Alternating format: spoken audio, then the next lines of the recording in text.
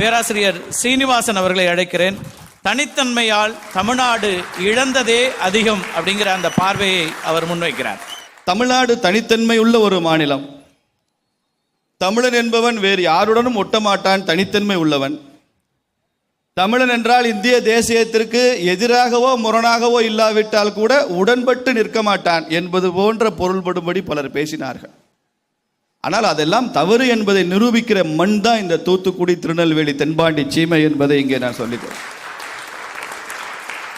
அது இந்த தென்பாண்டி சீமை, தூத்துக்குடி, திருநெல்வேலி மண்ணை சார்ந்த ஒண்டி வீரனோ வாஞ்சிநாதனோ, வாவு சிதம்பரம் பிள்ளையோ வாவேசு ஐயரோ, சுப்பிரமணிய பாரதியோ சுப்பிரமணிய சிவாவோ, வீரன் சுந்தரலிங்கமோ வீரன் வெள்ளையத்தேவனோ, யாராக வேணாலும் இருக்கட்டும், வேலு நாச்சியாராக இருக்கட்டும், குயிலியாக இருக்கட்டும், இவர்கள் எல்லாம் ஒட்டுமொத்த இந்திய விடுதலைக்காக போரிட்டவர்களை தவிர தமிழ்நாட்டிற்கு மாத்திரம் போரிட்டவர்கள். குறிப்பாக மருது பாண்டியர்களை பற்றி சொல்லுகிறேன். 1801 ஜூன் 12ஆம் நாள் திருச்சி மலைக்கோட்டை நகரத்தில் ஜம்புத்தீவு பிரகடனம் என்று ஒன்று வெளியிடுகிறார்கள். அந்த ஜம்புத்தீவு பிரகடனத்தில் சிவகங்கை சீமைக்கு சுதந்திரம் வேண்டும் என்று கேட்கவில்லை, ஒட்டுமொத்த பாரதத்தை பற்றியும் பேசுகிறார்கள். இந்த வெள்ளையன் ஆட்சியை இங்கே ஏற்றுக்கொண்டிருப்பவன் தமிழன் அல்ல என்று பேசுகிறார்கள். மீசை வைத்துக் கொண்டு ஆண்மகனாக இங்கே பேசுகிற எவனும் ஒரு வெள்ளையன், கடைசி வெள்ளையன் இருப்பவரை விரட்டி அடிக்க வேண்டும் என்று பேசுகிறார்கள் மருது பாண்டியர்கள். எனக்கெல்லாம் என்ன பெருமை தெரியுமா? தமிழனாக நான் இந்திய விடுதலைக்காக தியாகம் செய்த பரம்பரையை சார்ந்தவன் என்று நான் பெருமைப்படுகிறேன். தமிழ்நாட்டுக்குள்ள கும்முடி பூண்டியை தாண்டி குண்டு சட்டி ஓட்ட தெரியாதவர்கள் பேசுவதை கேட்க வேண்டிய அவசியம் இல்லை. நாம் என்ன தெரியும் அவர்களுக்கு? இந்த நாயகன் படத்தில் ஒரு வசனம் வரும், கிளைமேக்ஸில் ஒரு சின்ன பையன் வந்து கேட்பான், கமல்ஹாசனை பார்த்து கேட்பான், நாய்க்கிறேன் நீ நல்லவனா கெட்டவனா அப்படின்னு. அந்த ஒரு கேள்வியிலே ஸ்டன் ஆயிடுவார்.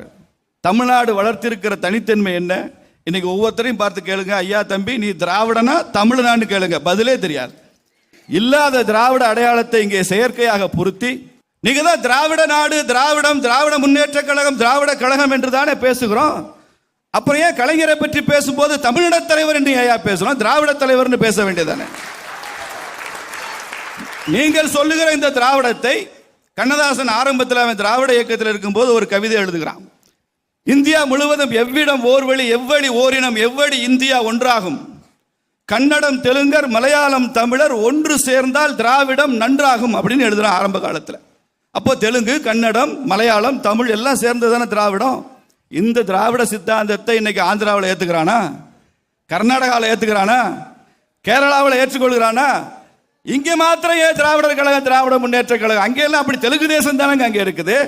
தமிழனுடைய தனித்தன்மையை நாம் எங்கே காண்பித்திருக்க வேண்டும் என்று சொன்னால், தமிழன் தமிழ்நாட்டில் வாழ வேண்டும் என்பது மாத்திரம் நாம் நினைக்கக்கூடாது. தமிழன் இந்தியாவை ஆள பிறந்தவன் என்று நினைப்பதுதான் பாரதிய ஜனதா கட்சியினுடைய. ஏதோ தமிழ்நாட்டை சிறப்பாக தமிழை இந்தியாவே ஆள தகுதி உள்ளவனாக இருக்கும் போது அதையே தமிழ்நாட்டில் ஆட்சி செய்ததை மாத்திரம் சிறப்பாக சொல்ல வேண்டும். கல்வியில சிறந்த, கல்வி சிறந்த தமிழ்நாடு, உயர் கம்பன் பிறந்த தமிழ்நாடுன்னு என்னைக்கோ சுப்பிரமணிய பாரதி இந்த ஊருக்காரன் தான் பாடி வச்சுட்டு போனான் எட்டயபுரத்தில். கல்வி சிறந்த தமிழ்நாடுன்னு 1921 முன்னால பாடினான். அப்ப திமுகன்னு ஒரு கட்சியே பிறக்காத காலத்திற்கு முன்னாலே கல்வி சிறந்த தமிழ்நாடு.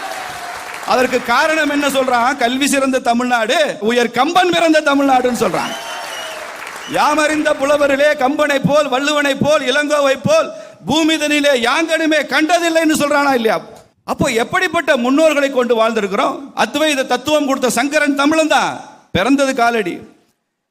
விசிஷ்டாத்வைதம் கொடுத்த ராமானுஜர் தமிழன் தான், மிகப்பெரிய சித்தாந்தங்களை எல்லாம் கொடுத்தவர்கள் எல்லாம் தமிழர்கள் தான்.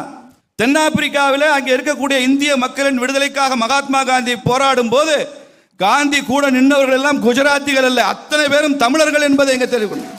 இதை நான் சொல்லலைங்க, மகாத்மா காந்தி சொல்லியிருக்கிறார். அவருடைய ஃபேர்வெல் பார்ட்டியில் அவருக்கு கொடுக்கப்பட்ட அத்துணை பண முடிப்பையும் அவருக்கு கொடுக்கப்பட்ட நினைவு பரிசுகளையும் அங்கே இருக்கிற தமிழர் சங்க தலைவர்களுக்கு கொடுத்து, இந்த தமிழர்கள் இல்லை என்றால் எனது போராட்டமே இல்லை, எல்லா புகழும் தமிழனுக்கு என்று சொல்லிட்டு இந்தியா வந்து சேர்ந்தார் காந்தி.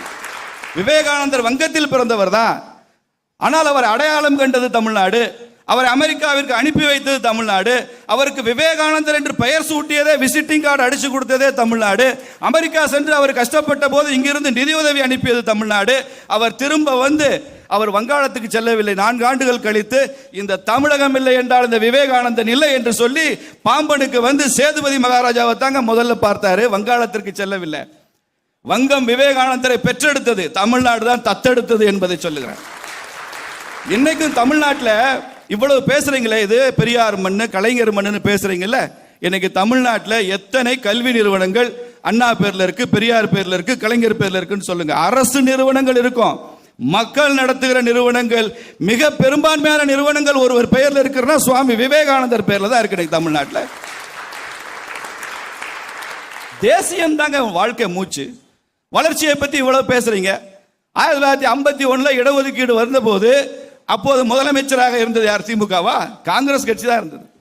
காங்கிரசினுடைய பங்கை நான் முழுமையாக தேசியவாத காங்கிரஸை பாராட்டுகிறேன். இந்திய தேசிய காங்கிரஸ், அண்ணன் இருக்கிறது இத்தாலி காங்கிரஸ், நான் பாராட்டுகிறது இந்திய தேசிய காங்கிரஸ். ஆனால் அவருடைய முன்னோடி என்பதனால் அந்த பெருமை அவர் எடுத்துக்கொள்ள முடியும். இடஒதுக்கீட்டை கொண்டு வந்தது தேசியவாதம்.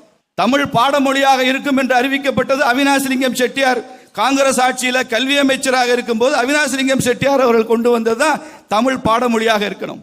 தமிழ் கலை களஞ்சியம் உருவாக்கியவர் ஓமந்தூர் ஓபி ராமசாமி ரெட்டியார் முதலமைச்சராக இருக்கும் போதுதான் தமிழ் கலை களஞ்சியத்தை உருவாக்கினார். பாரதியாருடைய பாடல்கள் அப்போதுதான் தேசிய உடைமையாக்கப்பட்டது. இப்படி தமிழுக்கு தொண்டு செய்தவர்கள் இவர்னு சொல்லல, நான் தமிழுக்கு தொண்டு செய்த இன்னொருத்தரை சொல்றேன். கடவுள் வாழ்த்து அப்படின்னு இவ்வளவு நாளா பைத்தியகாரத்தனமா முட்டாள்தனமா பாடிக்கிட்டு இருந்தவெல்லாம் இன்னைக்கு அந்த இடத்துல எடுத்து விட்டு தமிழ்தாய் வாழ்த்துன்னு பாட ஆரம்பிச்சிருக்கான். ஒரு முட்டாள்தனத்தை பண்ணிக்கிட்டு இருந்தவன் இப்ப இன்னொரு முட்டாள்தனத்தை பண்றான். இந்த தமிழ்தாய் வாழ்த்து பாடி என்ன நீ கிழிக்க போறேன்னு நான் கேட்கத்தான் விரும்புறேன். சொன்னவர் ஈவேரா, தமிழ்தாய் வாழ்த்து வேண்டாம் என்று சொன்னவர் ஈவேரா. தமிழ்தாய் வாழ்த்து காஷ்மீர்ல இருந்து கன்னியாகுமரி வரைக்கும் தமிழ்தாய் செல்ல வேண்டும் என்று நினைக்கிறது பாரதிய ஜனதா கட்சி. அதனாலதான் எங்கள் பிரதமர் மோடி அவர்கள் ராணுவ வீரர்களை பார்க்கும் போது கூட சுப்பிரமணிய பாரதியாரின் பாட்டை தப்பு தப்பாகவாது வெள்ளி பனிமலை மீது உலாவுவோம், மேலை கடல் முழுதும் கப்பல் விடுப்போம்னு பாரதி பாடினான்னு தமிழ் அப்படியே பாடினாரு. தம்பி ஷானாஸ் பேசினார்ல, அவருக்கு 2 மொழிகள் தான் முக்கியமா. இந்தியாவில் 22 அட்டவணைப்படுத்தப்பட்ட மொழிகள் இருக்கும்போது 2 மொழிகள் அவர் சொல்றது இந்திய சமஸ்கிருதத்தையும் சொல்றார். இந்த கேள்வியை நீங்க எங்களை பார்த்து கேட்கக்கூடாது தம்பி, டாக்டர் பாபா சாஹேப் அம்பேத்கரை பார்த்து நீங்க கேட்கணும். அரசியல் சாசன சபையில் பொது மொழியாக எது இருக்க வேண்டும் என்ற விவாதத்தின் போது இந்தியாவிலேயே ஒரே ஒரு மனிதர் சமஸ்கிருதம் இருக்க வேண்டும் என்று சொன்னார், அவர் அம்பேத்கர். ஆனால் ஒட்டுமொத்த சபையும் ஹிந்தி என்று பொதுமொழி ஏற்றுக்கொண்ட பிறகு அந்த ஹிந்தியையும் ஏற்றுக்கொண்டு பொதுமொழியாக ஹிந்தி இருக்க வேண்டும் என்று சொன்னவர் பாபா சாஹேப் அம்பேத்கர். அதனால உங்க கேள்வியை இது ராங் நம்பர், நான் அம்பேத்கருக்கு அனுப்பிச்சிடுறேன், அதை எப்படி கேட்டுங்க. வளர்ச்சி என்றாலும் கூட இந்த தனித்தன்மையால் நாம் இழந்தது அதிகம். என்ன இழந்திருக்கோன்றத வரிசையா சொல்றேன். நீங்க என்ன செஞ்சீங்கன்னு சொல்லுங்க. என்ன செஞ்சீங்கன்னு சொல்லுங்க. காங்கிரஸ் ஆட்சியில தான் தமிழ்நாட்டில் எத்தனை அணைக்கட்டுகள் கட்டப்பட்டது, 67க்கு அப்புறம் எத்தனை அணைக்கட்டுகள் கட்டப்பட்டது. இன்னைக்கு தமிழ்நாட்டினுடைய பிரதானமான தொழிற்சாலைகள் சொல்லுங்க. அது திருச்சி பெல்லா இருக்கலாம், சென்னை ஐஐடியா இருக்கலாம், தூத்துக்குடியில் இருக்கிற ஸ்பிக்கா இருக்கலாம், இங்க இருக்கிற ஹெவி வாட்டரா இருக்கலாம், இங்க இருக்கிற லிக்னு, இங்க இருக்கிற நிலக்கரி அதை பயன்படுத்தி பண்ற தெர்மல் பவரா இருக்கலாம். அத்தனையுமே எப்ப வந்தது? 67க்கு முன்னால காமராஜர் என்ற ஒரு மகான் ஆட்சி பண்ணதுனால தப்பிச்சது. தொழில் துவங்குற முதலீடு எல்லாம் எத்தனை நிறுவனங்கள் தமிழ்நாட்டை காலி செய்து விட்டு ஆந்திராவுக்கு போறாங்க. நான் ஒரு பட்டியலை அடுத்த சுற்றில் தருகிறேன். நன்றி, வணக்கம். நன்றி பேராசிரியர்.